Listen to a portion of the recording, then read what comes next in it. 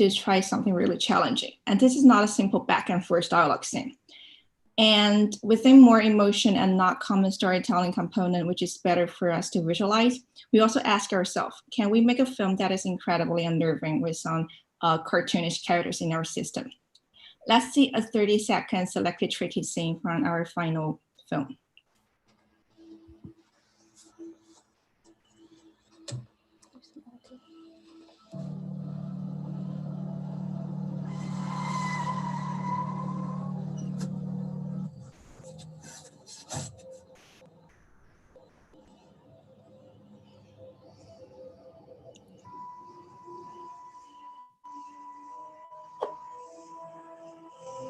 Now I'm going to introduce our process of making this clip. After we get a script, the first thing we do is to break down essential story components that create a feel or a bit of the story in a minimal amount. Story elements are the necessary scenario components that tell the environment of the story. In the seventh scene, desert is where all this happens, and the van delivered hat box are important story elements. Costumes and identifying props are detail elements. We need to understand who is the actor or the key story element. Key story bit. Like knowing the time of watch is important because that's when the hat box is delivered. For example, we give characters suits in different colors to identify their roles. Orange suits represents the criminal. Also, actions give characters objective in the same, and our motion capture system help us create the actions. Next, we build the assets of the story and detail elements. Unlike the sequence we made before halves, we test our visual style more. We use the same character model in our visualization, which is simple, stylized, and just detailed enough. It saves our time to do different characters in different scripts. We also try different textures and colors. Characters with texture on the right can help distinguish them better and create greater visual effect. However, this would lose some efficiency compared to assets all in one color respectively. Also, we tried different shaders in our visualization. The left scene with standard shader can create a more realistic feeling, and light has greater impact. However, the stylized shader on the right can provide a more 2D visual style, but with less details on human figures and shadow.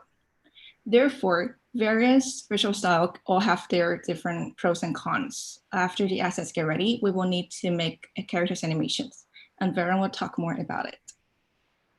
Thank you, Shara. To recap, traditional film pre-visualization involves the keyframe animation done by hand, which is time-consuming, or motion capture, which requires dedicated space and setup, and requires significant cleanup later.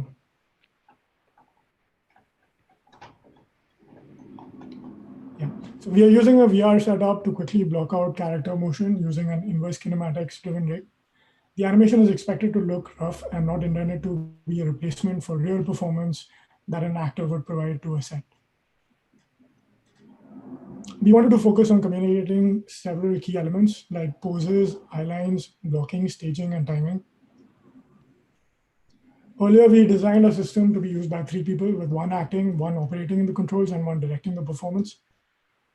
After halves, that changed. We had reserved controllers to capture hand poses, but now we're using the trigger to calibrate and to start and stop recording, so only 1 person can use it. We also added a countdown so as to get the actor into the right pose when the animation begins recording.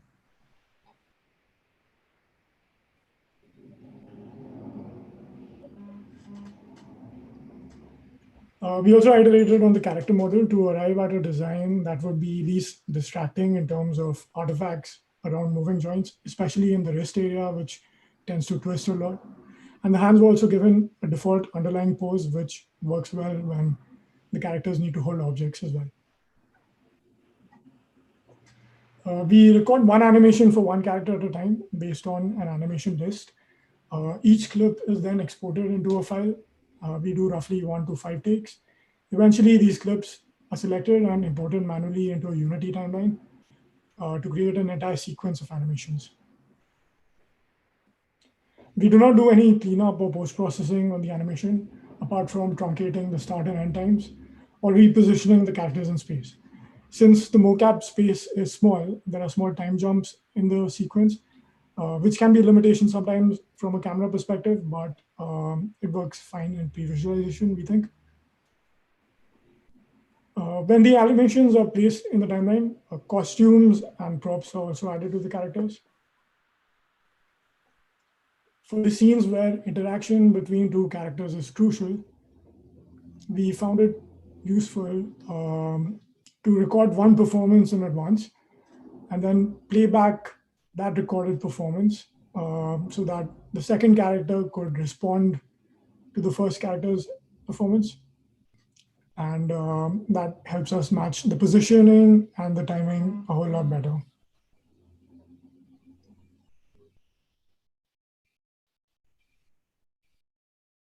And after that, our assets are sent into the camera system, and Kevin will take us through that. Oh, thank you, Varun. So as you can see, the VR camera system is at the end of our pipeline. So this is really where all the things come together. In order to give you some context, I would like to first talk about how do we actually produce a shot in our camera system. So first, we'll use a custom script to load the scene animations into the camera system. And then we'll do the actual filming of VR using the camera system features. And finally, this camera system will output the video clips and camera motion and recording files. So this is our camera system before half. As you can see, we're simply mapping all the features onto different buttons on the controller, which makes the camera system really clumsy and hard to use. So in the second half of the semester, the first thing we do is come up with a centralized camera menu with other features to make it more easier to use.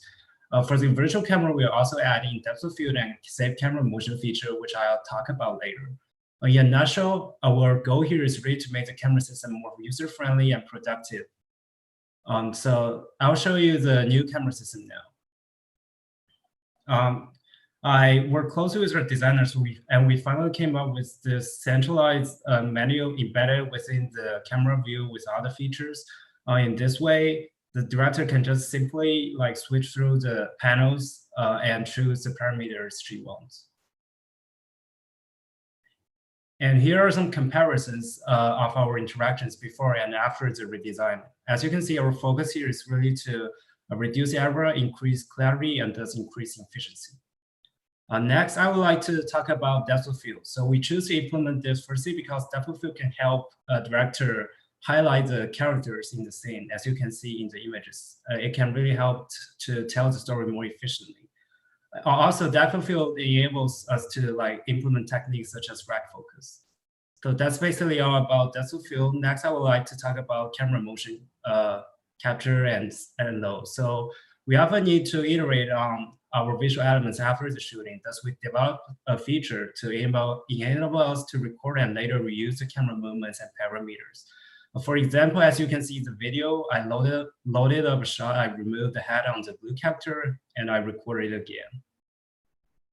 So this eliminates the wasted time on reshooting and also make it easier for us to parallelize our workflow, as you can see. The asset building, shooting, and motion capture can all happen in parallel, which result in much shorter production cycles. That's basically all about our camera system. And next, I would like to introduce Arnav to talk about our learnings. Thanks, Kevin. So the last stage of our presentation is about what we've learned and the outcomes of our project. One of the questions we asked ourselves throughout this process was how this workflow would benefit a director using the system.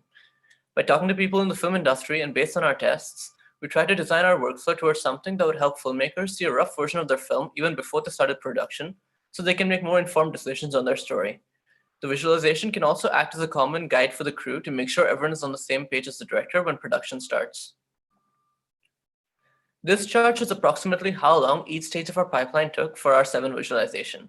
While this figure is only an approximation that has factors like reshoots, other assignments, and remote working in it, we think it shows how it doesn't have too much time in pre-production, but it still makes the rest of production a more efficient process.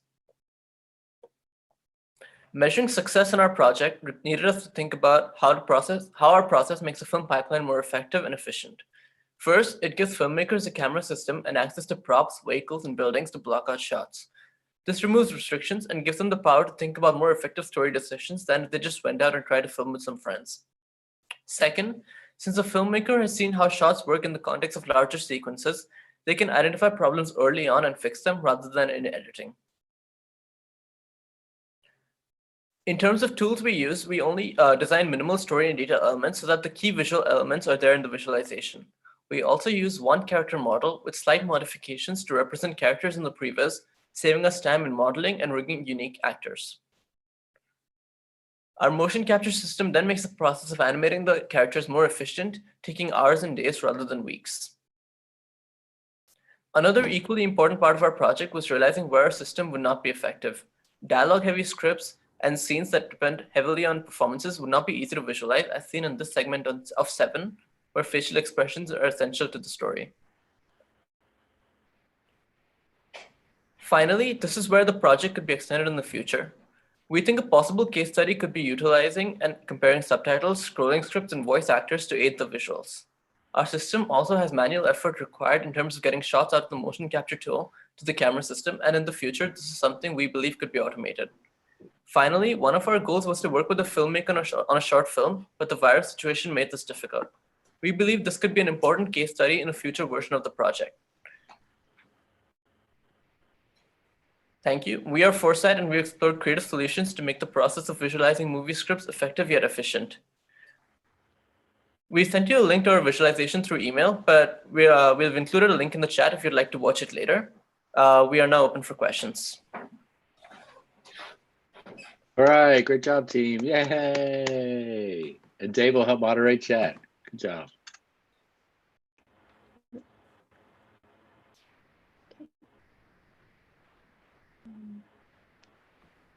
Should I stop sharing now, or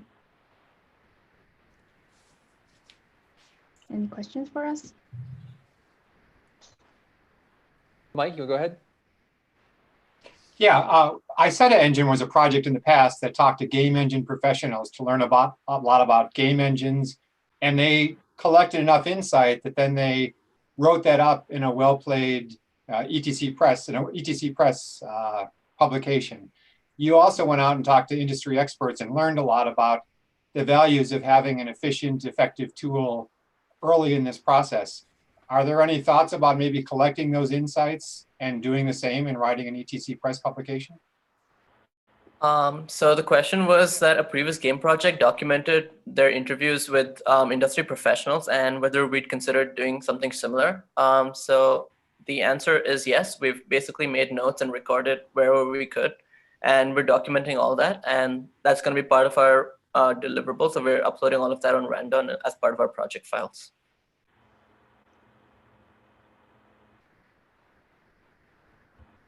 This may be, oh, I'm sorry, go ahead, Mike. No, just give it over to you, Shirley. This may be out of your scope, but I was curious if you had any information about production days saved versus the cost of mocap and VR, and how the time and cost might be realized. So the question was whether we considered how the initial cost of setup for us using like our VR and other setups would compare to the cost of a production day. Yes. Yeah, so Arnav and I, we visited CMU Motion Capture Lab, and we found that the one thing is accessibility is a problem, because like for something like this, you need access to the motion capture system a lot, and like getting access to the main campus thing was not so viable. Also, like there's a lot of cleanup that is required after you collect the data. By comparison, what we are using is simply an HTC Vive setup with a bunch of trackers, and we're not doing any cleanup. And in terms of cost, I think like it's what you would need for a setup, for a Vive setup. And to add to that, basically this would be like a one-time cost for different productions, whereas each production day is extremely valuable when you have the cast and crew all on set and you need to basically make decisions in a limited time span. Okay, thank you. And Carl, one go ahead. more.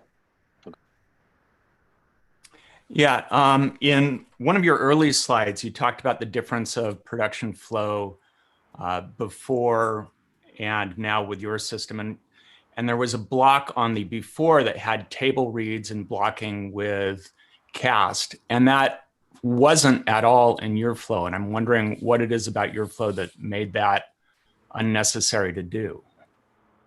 So the question was that in our comparison study of how previous was done in the industry right now, it basically mentions table reads and storyboards as something that happens before the previous process, but it's not something we've mentioned. And whether we have any thoughts on why we haven't included that. Yeah, I guess I can answer that. Yeah, so basically, we did this comparison because we want to know. So this is kind of the conclusion we get from our industry insights. Yeah, so some of the previous artists we talked to told us that some large film projects that basically come to them, they're not coming for story revision. Basically, they come for like scoping how much shot they need, or maybe some concrete planning for a specific shot. So that's why we include this comparison to show that we want to make the previous that can be more involved in the script revision process and help motivate more story revisions here, story decisions here. Yeah, and we didn't make story decisions in our final products based on this, because we kind of so there's no. So because before halves, we have this plan to work with a filmmaker on a actual maybe short script, but later it kind of become impossible due to the virus situations. So we just base on the existing script and and see how inspirational that can be, but we don't have a person to make a decision here. Yeah. Right. So you don't know if it actually is helpful yet for the creative process of checking a story and modifying script, because you weren't able to try that out, right? Yeah, now our conclusion is mostly more open, like we explore different things, and we see the SR discovery process, and yeah, that's basically it's more about what we learned here. Yeah. All right, thank you. Thank you. All right, thanks, team. We're at time. So good job for the team. Yay. So if you all can get ready to mute yourselves and turn off your video, and is Safewell in the room, in the Zoom room, ready to go? Yep. Oh, I see him coming up. Yeah. All right. Okay, Whenever you're ready, Safewell. Cool. Let me just share my screen. I can't share my video. I can start my video. Okay. Okay. Right. Let me double check the settings for the screen share. Okay.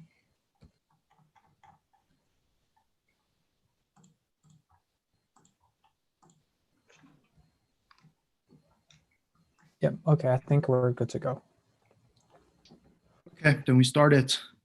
Hello, everyone. Welcome to Project Safewell final presentation. And we are a team of 5 people. Our faculty advisor is Mo, and our client is Rich Wireline, which is one leading completion provider in the US. And Safewell is an immersive and interactive VR safety training project. Together with our client, our vision is to provide a program that can help raise the safety awareness of the guests and help our client to continue their path of journey to zero. Our client wish this project will help them achieve the goal that there should be zero hazard in their working environment. And yeah, let's show what we have done so far. Scenario engaged. Some of your coworkers are moving gun strings between the job trailer and the pad. Can you make sure they're all safe?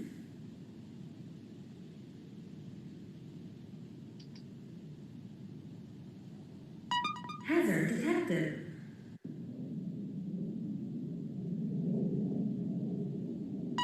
Nice catch.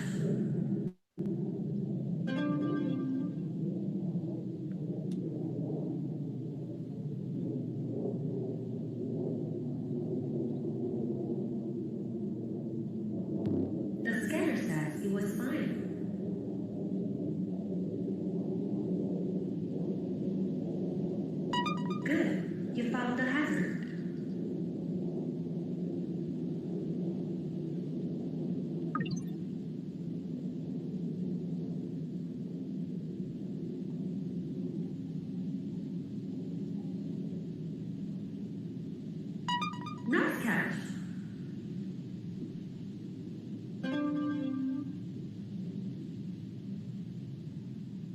Hazard detected.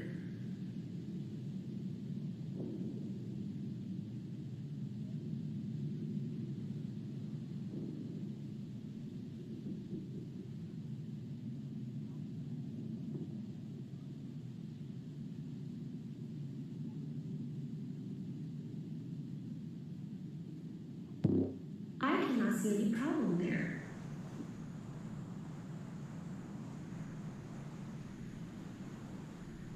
Do you want to check somewhere else?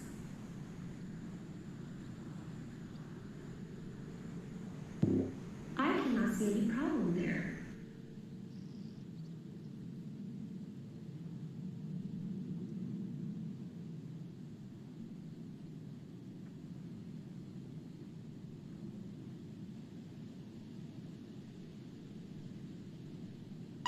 Nice catch.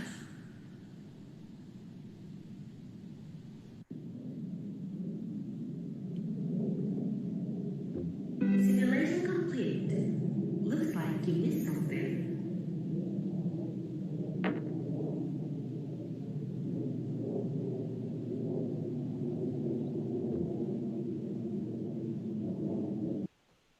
Okay, thanks everyone. And after half, we come up with a remote looking plan first to help us keep productivity under this unusual circumstance. And our objective before half was to come up with the basic design and find a way to manage our scope. And after half, we had 3 major objectives during this half of the semester. The first one is to refine our design, and the second one was to switching the platform to Oculus Quest. And the third one is to make a choice to choose the fine-tuning and polishing the experience over just making more content. And Sam will introduce more about how we refine our design. Thank you, Domo. So in the first couple of weeks after halves, we took some time to refine our design before producing more scenarios in the same model. For our core mechanics, we added a tip system and an energy system to balance out the difficulty of the training experience. During the experience, the tip system will drop a random message to the trainee when they fail to identify any hazard in 40 seconds. The message will hint them about where to look for hazards. We thought the tip system is an essential add-on feature to balance out the challenge of the experience posed by almost 0 visual hints or indirect control we gave out in the scenario. The tip system helps prevent the frustration trainees might feel when they got stuck in the training. On the other hand, we implemented an energy system to prevent the training experience from being too easy. By adding recharge time to trainees' scanner, the system limits how often trainees can use their scanner, ensuring trainees to rely on their own knowledge to find hazards, as opposed to purely relying on the scanning mechanic, and therefore ensure the learning process. Now I'm going to hand it over to Grace to talk about the UI and UX iteration during our refining process. Thank you, Sam. So after a few more design iterations of hazard display after half presentation, and the biggest concern that we have was the legibility and sight distraction. So instead of having traditional 2D heads-up display, we decided to use both 3D and 2D interfaces so trainees could have diverse interactions and be more engaged while training. And these are our 3D design iterations in VR. And the purpose of this UI is mainly for the finish button, which the trainee click at the end whenever they think they find all hazards right. But its architectural appearance and the way it's placed on the ground might confuse trainees to think of it as the part of their training environments. So we need to make sure that it is not part of it. So instead of positioning the pole on the ground, we came up with the idea of a drone. And also, as our UI style is sci-fi, the idea of floating and the glow effects not only matches well with the sci-fi features, but also it looks separate from the training experience. And more importantly, as feedback is an important part of our training experience, our UI works well reinforcing feedback by providing reactive visuals along with the voiceover. So for example, not only the glowing light from the floating drone and the text panels will show up when they hear the voiceover, but also we implemented an energy bar next to the scanner, showing how many times the trainee can use scanning. And this is our tip box and the option panels. At first, we use a saturated blue color palette for our UI and holographic workers because we wanted to set up our whole environment in Unity. But after play testings, we found out it could be distracting having both 3D characters and UI in similar colors. So we used color variations for the trainees to notice them easily and more focus on their training experience. Now, Jimmy's gonna talk about a journey of our journey of switching our platform to Quest. Thanks, Grace. So building for Quest is one of our major technical challenges. After half our clients that come to us and said they're ready to purchase some devices for their company to run a project, and they've been doing some homeworks. So they stated that they had experience with Quest / their vice president has one and want to use the Quest for the project. And for sure, that's not the only reason. So our clients have different job sites and they need to carry the device frequently. And Quest is super portable because it does not depend on a workstation. And the most important reason because the Quest is a safer choice, quoted from their vice president. So I don't want my employees to get tripped by the long wire the device have on their back. Given so many reasons, we are fully convinced that yes, Oculus Quest is the best choice, and we replied an affirmative email. But not everything goes well smoothly. So when a week later, we showed them another email said, hi, Doc, can we maybe change the platform? Because due to the virus, we cannot have a Quest. We're so frustrated at that time, but our client said, well, maybe we can locate you one. And 1 week later, we got a Quest sent from Texas, and Zach also got one later to play test our project, which is from the vice president. Big thanks again to our clients. You guys are great. But getting a Quest is just the start of our challenges. So first, Quest is not well supported on Unreal. Unfortunately, the visual effects we're showing on the half gone. But as I mentioned in the half, the good thing is that our code is fairly decoupled, so the time it takes us to replace this effect with the new one is not that much. And second, Quests do not have a strong computation power. Here is a chart showing the GPU performance for some common devices. As we can see, previously, we are working on a device which has about 12 Quest performance. So to solve the performance issues, we adopt the 3 reduce game logic update, reduce draw call, and reduce real-time rendering time on GPU. To give an analogy, suppose that you are taking 8 classes every day, and the lowering function call frequency means that now you only need to take 4 classes. The batching draw call means that suppose you have 4 math classes out of 8 classes, now you can cut the repetitive 3 math classes. And the last one just means you have less homework to do. And throughout the odd aspect, have a guess which one is our bottleneck. So if you pay enough attention, the reason why I'm showing the GPU performance before is because our bottleneck is the rendering time on GPU. So to solve this, for programmers, we adopt a new light baking method, and for artists, we degrade the models. So next, Evelyn will talk about the art aspect of performance improvement. Okay, thanks, Jim. So now I'm going to talk about our team on the optimization for the art assets after using the Oculus Quest.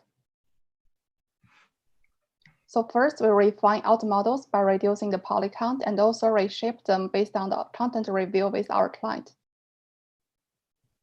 And then we also refine all the textures by remapping the UV, reducing the resolution, and also changing the file type. Although we drastically reduced the size of textures, we still kept major features on the textures, such as the company logo. And when we worked on this optimization, we also worked carefully towards our goal, which is to recreate the real-world environment in the VR. We want to bring the familiarity between the employees and the workplace. So why do we need this familiarity? First, we want the employees to easily recognize the thing in VR and relate it to their work environment. Second, we want employees to gain a retention of information in the virtual experience and put it into use in real life. And third, the familiarity also makes the experience more immersive. Therefore, we chose realistic style as our art style. So when we use the realistic style, we try to make the environment, infrastructure, and also the materials as real as possible. Thus, the realistic environment increases the credibility of the scene. Besides, we also show the negative consequences in realistic scenes. This could also bring the employees reinforcement and help them training their safety awareness. So that's what we have for the art optimization. And now I'm going to hand it to Doman to continue on our third step. Thanks, Evelyn. I'm going to talk about the procedure of why we're making this decision, which is crucial for us, as this decision helps us to find the right path. After our client had watched the demo video and tried the simple demo we had, they saw the demo looks cool, so they were really looking for more scenarios. Then we make 2 more scenarios rapidly, but we come to a crossroad where we could either just keep making more simple scenarios or stop and review the experience. Because we feel like we didn't get every detail right. So in order to make that decision, we sit down with our client and together we did a content review and playtest with naive guests. Then together as a team, we realized that just making more content won't achieve the goal of our project. So we decided to stop making content and began to refine every detail to make sure our experience was engaging and smooth enough. And through this whole semester, we think there are a few lessons we learned together as a team. And the first one is, if we could talk about the platform earlier and understand the limitation of it, we could save a lot of time, of course. And since we have a very specific type of audience, we couldn't find a lot of playtesters under this situation. So we think that if we could have more early playtests, it will help us find the right design faster. And also content review is a powerful way to see if our experience is engaging and smooth enough. However, with those lessons learned, all of us could be better off in the future. So we are Team Safewell, and thanks to all who have supported us during this whole project, and we are open to questions.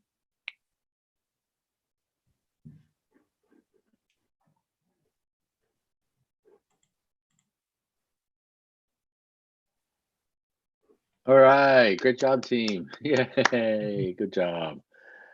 Presenting from home. So Dave will help moderate Q&A in the chat. Go ahead, Mike.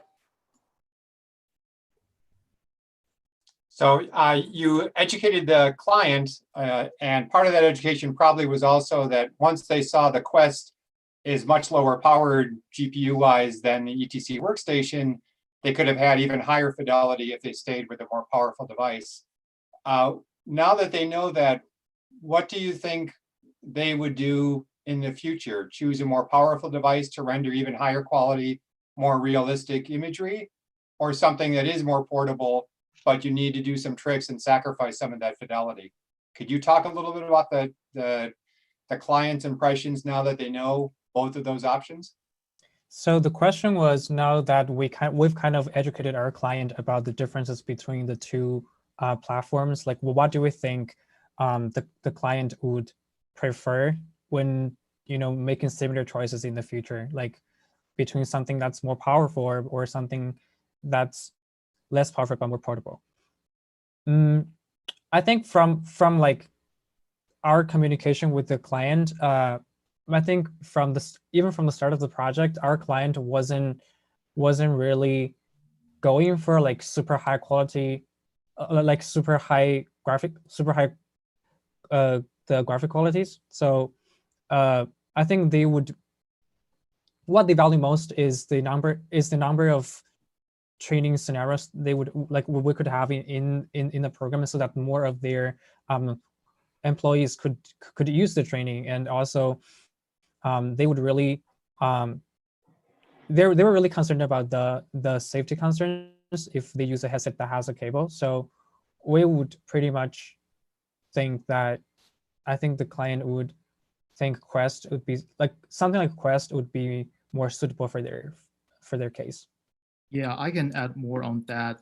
I think our client right now is pretty satisfied with the graphic, And during our procedure of doing content review, we kind of given like kind of different level of graphic quantity, led them to, so this process help us to know, okay, what's the quantity bar they are looking for. So right now, I think the graphic quantity looks good. So I think, yeah, as Sam mentioned, I think they will still use Oculus Quest, and I don't think they would turn to a more powerful VR headset. Yes. Ricardo, go next. Sure. So in your UI, you were talking about, well, in your demo, you were showing the different ways that we can correct the behavior. Sometimes spill will come up and we could throw something on the spill. We could throw a mat down.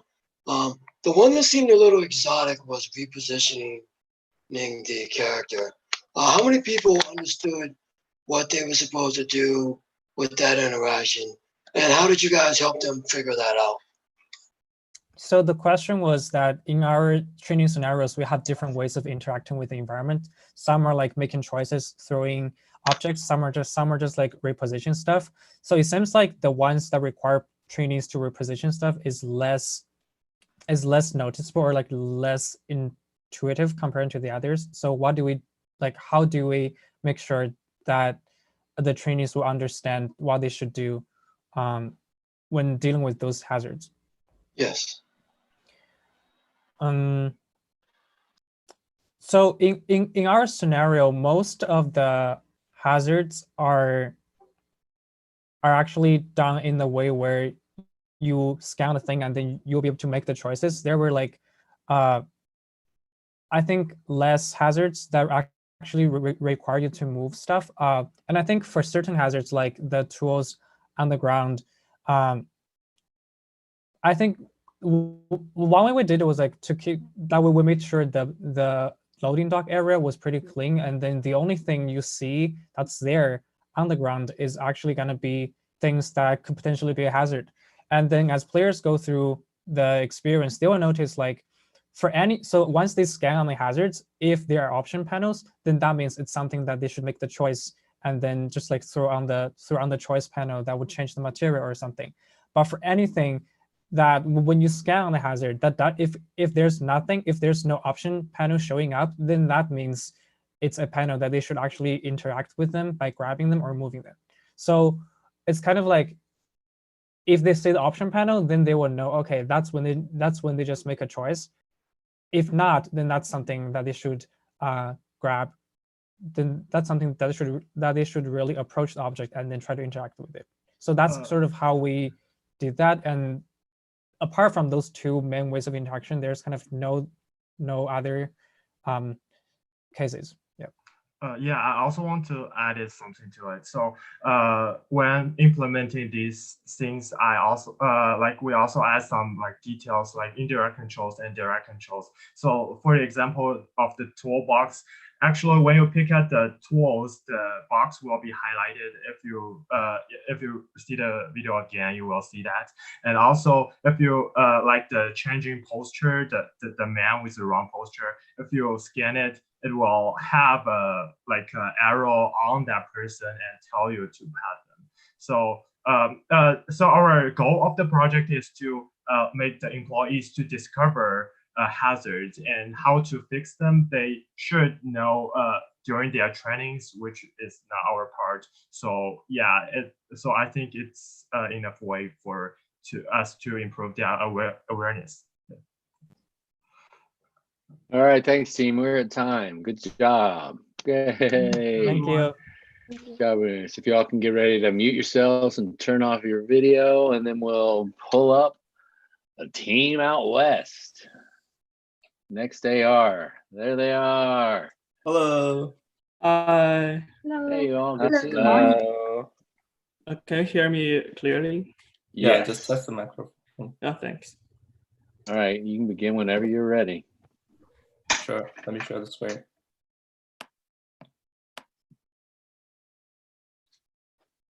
Everyone's ready? Yes. Great. Ready. So let's do it.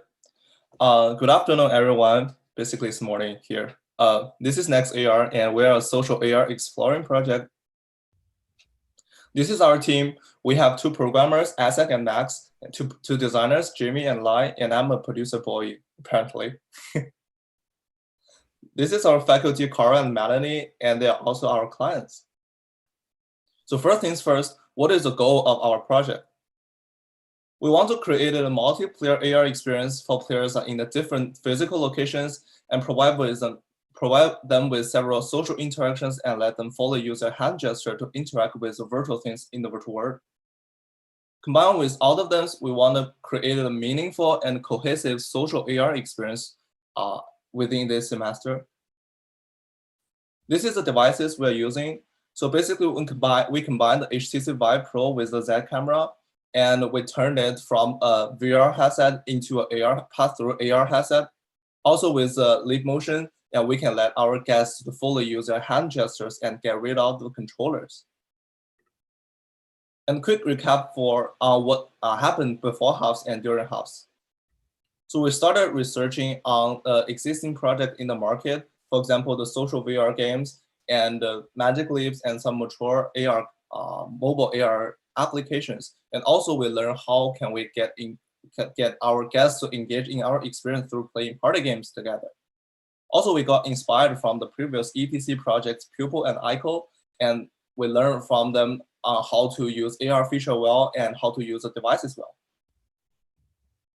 And this is 3 tech demos we have on House. So the first one is 2 players can high five and clapping in the virtual world. And second one is players can play with cubes, grab cubes, passing cubes to each other.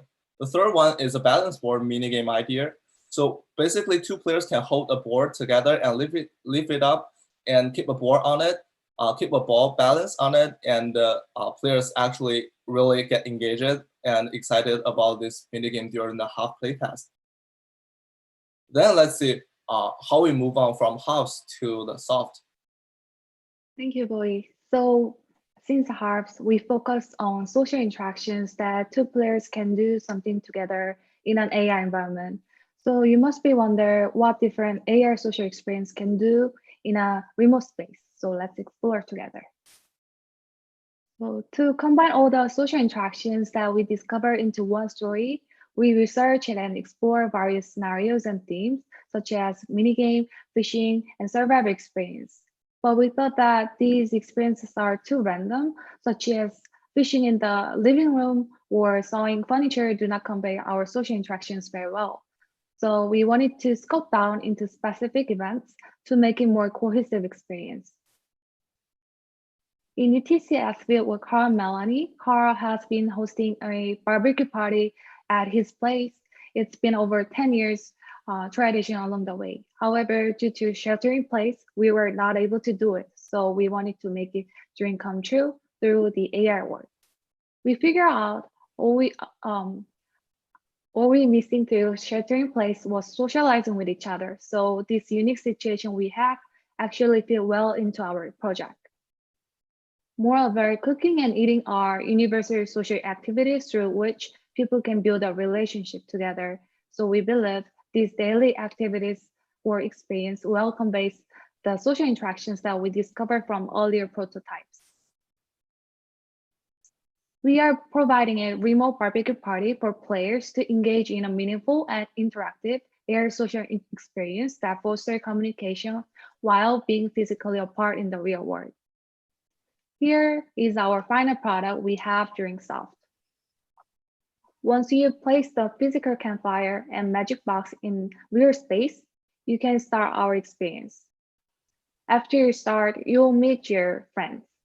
So you can talk with other players since our tech team successfully implemented the networking part.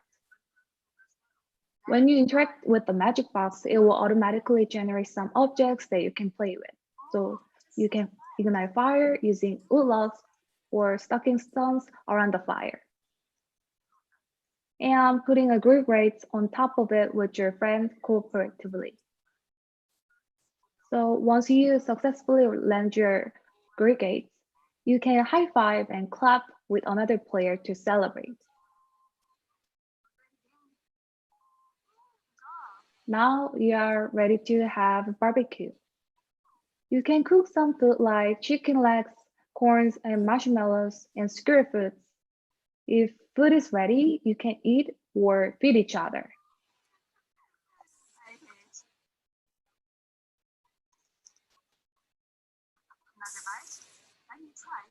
You can also grab a bottle of wine from the magic box and pour wine to each other and toast to celebrate and have fun together.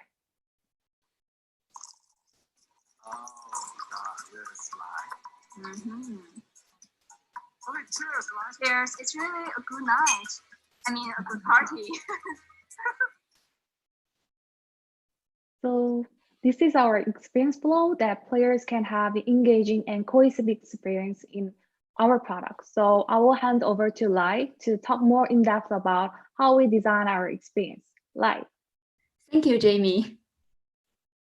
I'd like to start with what we designed special about AR, as we all know that VR could provide a better quality of environment than AR. But there is also something so special about AR that AR will provide a unique experience. Although our AR topic came from our clients, but while we design, we always keep in mind that how could we design a unique AR experience in our mind during the whole design process. So we designed 2 sets of physical props for our AR environment. One of them is a physical magic box. Our player could easily drag things out of the magic box. They will have a lot of material that will connect with their later activities. And also, we designed a physical campfire, which will provide a barbecue environment and let our players to have a lot of social activities and a really relaxed feeling around this physical campfire. We use these physical props to help our players connect to each other. They will have the feeling that, oh, so another player is like really in my home.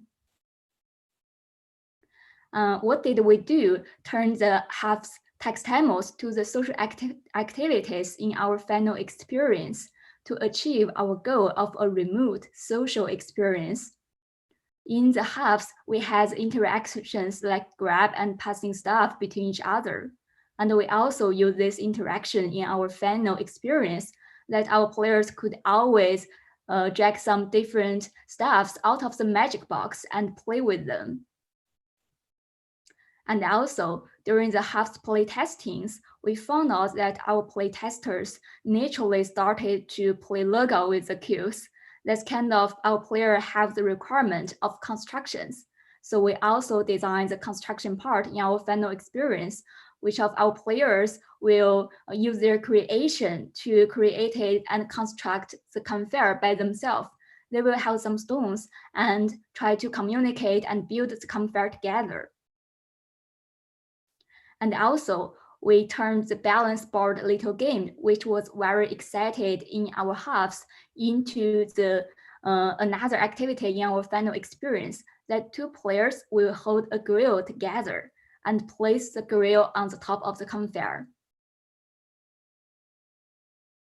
We designed more social interactions to better fit our barbecue theme. For example, we designed cooking, which is a really fun activity, and it always gives our players some topics to talk about. And also, after you cooking the food, you could eat and feed each other, which is a really good sharing interactions. We also designed some celebration moments. For example, our players could high five and sharing their happiness, and also they could toasting. It's really a good social highlight moment, and it's also a perfect ending of our whole experience. As we planned in our halves, we also added facial expressions in our final experience. Our avatars will automatically generate different emotions by activities. For example, when they high five, they will have a very excited face. And also, when they're eating something, they will have an eating animation. All this helps them to better share their feelings. After the whole design process, we came to the soft opening. And during soft opening, we got a lot of valuable feedback, such as we should have a warning feedback for our players when the hand is unfair. And also it might be too frequently to pulling things out of the box. and we could even enhance our social feeling better. So after the soft opening, we kept exploring and made some improvement for our project. First of all, we added the globals of our players to give us safety warning about to them. And also, instead of let our players to drag stones out of the box one by one, we designed to generate all the stones around one side of our campfire. So it will make our players have a better efficiency when they construction the campfire. And also, we designed this for one player to pass the stone to another player and to let them communicate more. And last, we added talking animation to help our players to share their feelings better. And how did we use technology to help our experience even better? Isaac will share about it. Yeah, thanks, Lai. So here's a brief timeline for our development. As you can see from the graph, before Harvest, we're actually more focusing on building the infrastructures like fixing issues in the networking physics and adding new features like voice chatting. So after Harvest, we can more focus on our finalized design, like the BBQ party. So we closely cooperate with our designers to polish our details in the experience to give our users a more immersive experience. For example, when building the magic box, we actually added some visual effects to it that when you put your hand into the box, you actually feel like your hand is in a mysterious fog, and all the particles can even light up your arms. And this feeling is really amazing, and it makes our users feel like the virtual objects is really mixing to their reality. Of course, we also did many other polishings on usability. So Max, could you give us an example about that? Sure, thanks, Isaac. So one of the biggest gameplay feature we built in the second semester is the construction system of the campfire. And we go at least 2 iterations on it. So in this version, whenever a player releases their hands, the cubes are going to automatically snap to a location where it fits. So the initial idea of this system is to prevent user from suffering too much when they build a campfire due to the instability of physics system from Unreal Engine. However, after a heated discussion among group members, we quickly found out that this kind of implementation is too restricted. It does not provide users with any freedom to express their creativity, and it does not have any user feedback at all. So that's why we went to our second iteration. So in this implementation, instead of a hard-code snapping location, as you can see, the player can freely place the bricks anywhere within the ring area around campfire. Also, we added a blue indicator to show where the bricks are going to fall, even before player releases their hand. So during the inner play testing, we found out that this experience is quite satisfying. So that's why we put this implementation into our final game. Now, Boy, could you talk a little bit about the takeaway of the overall project? Sure, thanks, Max. Since we are exploring project, so during the exploring process in this whole semesters, we overcome several challenges and we learn.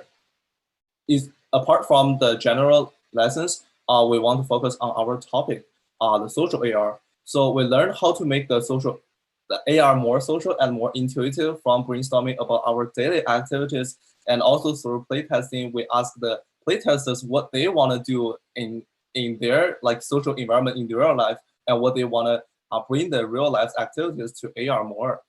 And another one is how we playtest, because we are using a really customized and unique devices, and no one had it except the 2 programmers. But luckily, 3 of them live together and can make it happen easier. But how we playtest basically through the video and Zoom meeting. So what we learn is it's kind of different when you actually can play with them, because I cannot actually playtest it.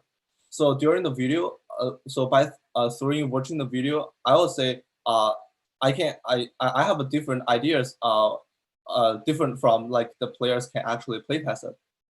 So later we have a bigger vision on our project, as we want to combine more physical object with a virtual object and take advantages of all the physical in the real world, and also provide them with more scenarios and more interesting social interactions in the game. And that's it. We want to thank you, Cora and Melanie, to make our dreams happen, and also Dave, Shirley, and Ralph for the really great feedback, and also other playtesters to help us developing our games to improve. And thank you so much. We're open for questions.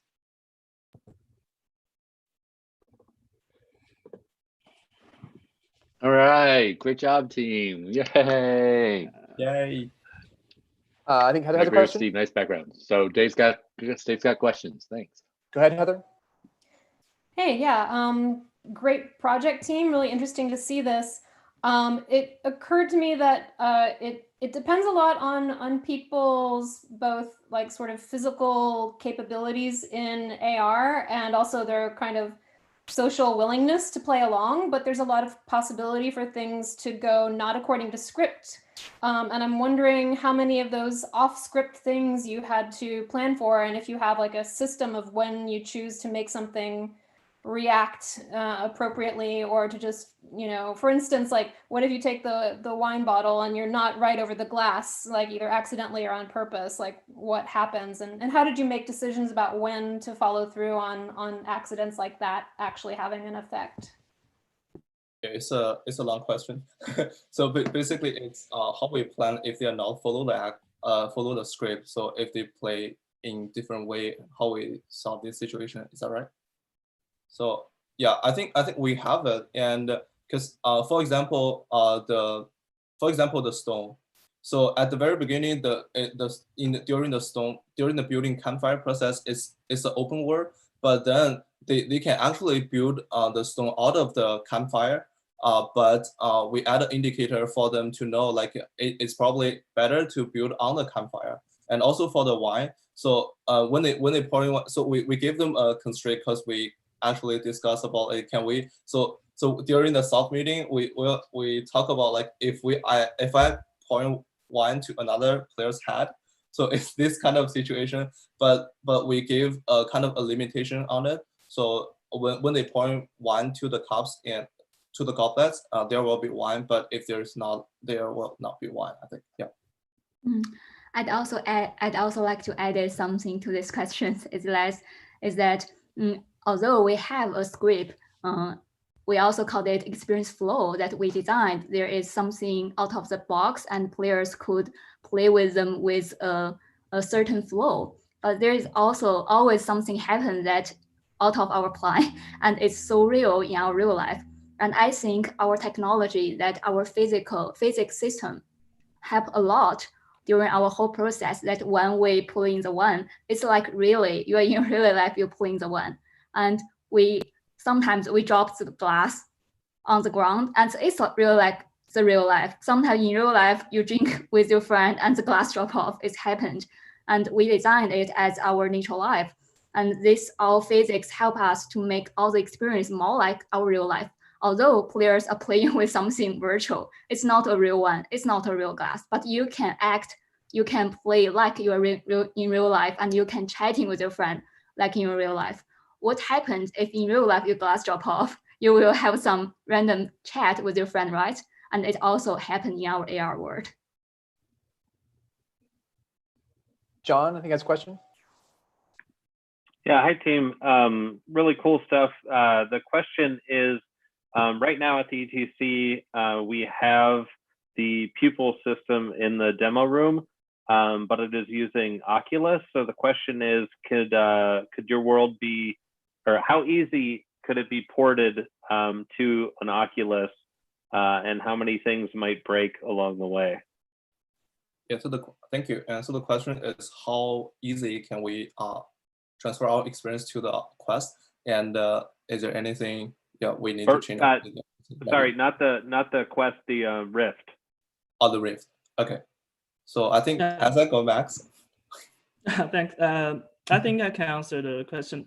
So actually, our project is actually based on Pupil and Echo. They are using the Oculus Rift as their device. So actually, we just switched from Oculus to HTC Vive. So actually, our product is totally compatible with the Oculus. So if you use Oculus, you can just start it up and everything will work fine. We use the HTC Vive is just because we think the Lighthouse system is more precise to tracking the location. So it's just this simple reason why we switched to HTC. But if you want to use like Oculus Rift, it's totally okay. Awesome. Thank you. Thanks. All right, team, that's time. Sorry, as we move along. So good job, team. Yay. Thank you. Nice. So if y'all can mute yourself and turn off your videos, and we'll let Plumbob come up.